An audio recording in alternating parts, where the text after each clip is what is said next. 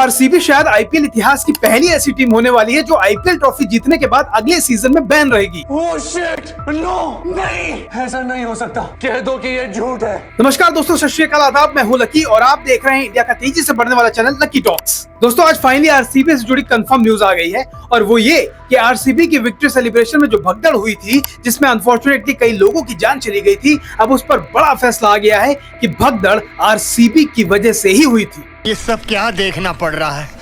अच्छा है मैं अंधा हूँ। और अब जब ये ऑफिशियल फैसला आ ही गया है तो लोगों का कहना है कि आरसीबी अब कम से कम 2 साल के लिए आईपीएल से सस्पेंड कर दी जाएगी। असल में भगदड़ की जांच करने के लिए 2 लोगों की कमेटी बनाई गई थी। इस कमेटी ने अपनी रिपोर्ट सबमिट कर दी है और पूरी जांच के बाद ये पाया गया है कि आरसीबी अपनी जीत के सेलिब्रेशन में हुए हादसे की जिम्मेदार है और उसकी वजह से ही चिन्नास्वामी स्टेडियम के बाहर 3 से 5 लाख लोगों की भीड़ जमा हुई। बड़ी बात यह है कि ये नंबर मैं खुद से बनाकर नहीं बोल रहा हूँ बल्कि ये उस रिपोर्ट का हिस्सा है। आपको बता दें कि इस भगदड़ में 11 लोगों की दुखद मौत हो गई थी जबकि 50 से ज्यादा लोग जख्मी हुए थे। दोस्तों ताजा अपडेट के अनुसार 29 पेज की इस रिपोर्ट को सबमिट कर दिया गया है और ये केस बनाने वाले इंस्पेक्टर जनरल और additional commissioner of police Bengaluru west के विकास कुमार है। अब दोस्तों यहाँ पर भी एक ट्विस्ट है। आपको बता दें कि विकास कुमार उन 4 पुलिस वालों में शामिल है जिनको कर्नाटक गवर्नमेंट ने इस बुनियाद पर सस्पेंड कर दिया था कि उन्होंने अपना काम ठीक से नहीं किया जिस दिन भगदड़ हुई थी, जिसको लेकर विकास ने भी आरसीबी की बैंड बजाने में कोई कसर नहीं छोड़ी। उन्होंने इस फैसले को चैलेंज किया और आज असली रिपोर्ट और नतीजा सबके सामने है। क्या बात है सर,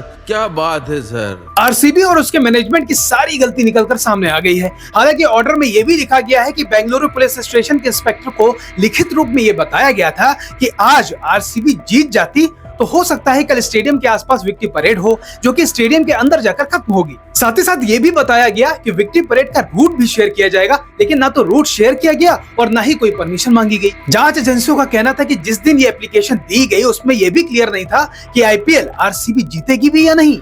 इसके बाद सुबह 8 बजे से फिर से विक्ट्री सेलिब्रेशन की एक पोस्ट इंस्टा पर करी गई जिसमें लिखा गया, RCB army we can't wait to be back to the homes of champions and celebrate with all of you today, details out soon. इसके 55 मिनट बाद यानी सुबह 8:55 पर फिर से एक पोस्ट डाली गई जिसमें एक सीनियर प्लेयर को जांच एजेंसी ने फटकार भी लगाई कि आखिर इतने सारे पोस्ट आपने बिना पुलिस परमिशन के सोशल मीडिया हैंडल पर कैसे डाले। आरसीबी ने अपनी पोस्ट में यह भी लिखा था कि सभी फैंस पुलिस की गाइडलाइंस को फॉलो करें। दोस्तों अगर मैं ऑर्डर को एग्जैक्ट कोट करूं तो ऑर्डर में लिखा गया है कि पुलिस ना तो भगवान है, ना ही उनके पास कोई जादू शक्ति है और ना ही उनके पास कोई अलादीन का चिराग है जिसको घिसकर अपनी इच्छाएं पूरी कराई जा सकती है। यानी पुलिस को क्लीन चिट मिल गई है। यहाँ आपको ये बताना जरूरी है कि जांच एजेंसियां कोर्ट की तरह फैसला नहीं सुना सकती, लेकिन जांच करना, सबूत एग्जामिन करना और डिसीजन देना उनका ही फैसला होता है। लेकिन पुलिस को क्लीन चिट मिलने के बाद और आरसीबी को जिम्मेदार बताने के बाद अब आरसीबी पर संकट के बादल गहराते जा रहे हैं। दोस्तों आपको याद होगा कि बीसीसीआई ने भी इसी तरह का बयान दिया था भगदड़ के बाद, हमको नहीं बताया गया और ना ही हमारी जिम्मेदारी थी इस तरह के इवेंट कराने की। यानी बीसीसीआई ने अपना पल्ला झाड़ दिया है और इस वजह से आरसीबी के बैन होने के चांसेस बढ़ते जा रहे हैं। आपका इस रिपोर्ट पर क्या कहना है, इसे लेकर जो भी हो आपकी राय नीचे कमेंट में जरूर बताएं। साथ ही ऐसे वीडियोस देखने के लिए चैनल को भी जरूर सब्सक्राइब कर लें।